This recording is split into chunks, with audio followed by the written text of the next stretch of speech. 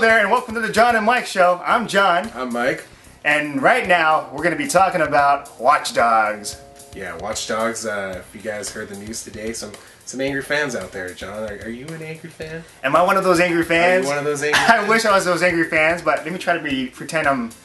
Alright. Motherfucking Ubisoft and releasing their Watch Dogs for the PS4 for 900p, 30 frames per second. What the fuck's going on? Yeah, well, you know, that just came out today. Actually, the rumor started spreading, I think, earlier this week that they slowly, cleverly removed the mention of there being 1080 and 60 frames per second from the Ubisoft website. Like, it was actually... from the PlayStation. I think it was the PlayStation or Watch Dogs. Yeah. But you know what I'm talking about, that image that they showed them side by side. One of them mentions it's going to be in 1080 and 60 frames per second. The other one has no mention of it at all. And I guess they confirmed it today. So today they actually said the Xbox One will be 790, 792p, 30 frames per second. PS4 will be 900p, 30 frames per second from the originally advertised 1080p, 60 frames per second. And for a lot of people out there, PS4 fans, they're a lot of them were pretty pissed because they bought a PS4, a next gen system for 1080p for 60 frames per second, and they're not getting that with Watch Dogs game. And a lot of people consider Watch Dogs to be the next gen game to come out. Yeah, it was supposed to be the flagship, whatever, next gen.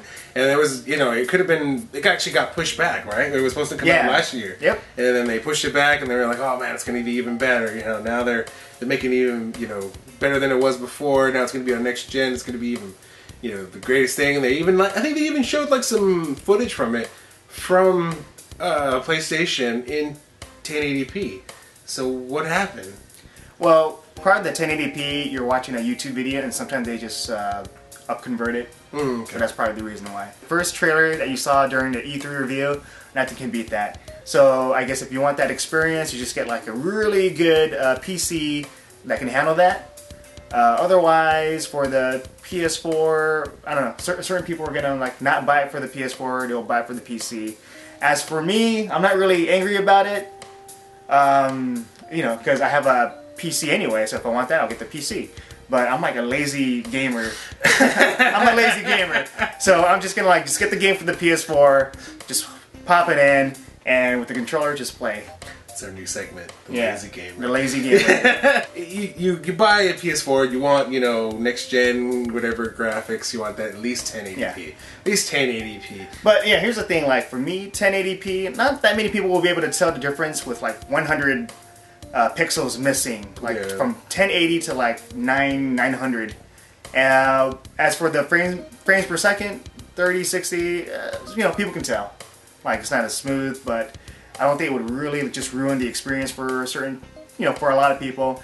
Only for the graphics horror, they'll be like, what the fuck is this? I can't even play this anymore. Yeah, and I guess, it just kind of takes on your preference. I mean, for a while now, Xbox has been kind of in the back with their graphics because they've always been doing 720 for a majority of their games. And I think this is going to be probably PlayStation's first game for the PS4 that hasn't been 1080p. Yeah. That'll have to be up-converted, so... Yeah, and I guess the reason we can talk about it, Ubisoft says that they want to go for dynamism, and it's the whole... What is that? that's the term they use, and it's about making the city feel more lively, whether they want to add more NPC characters walking around, or the interactivity with certain items where pretty much the player, item peers, can hack into every single thing.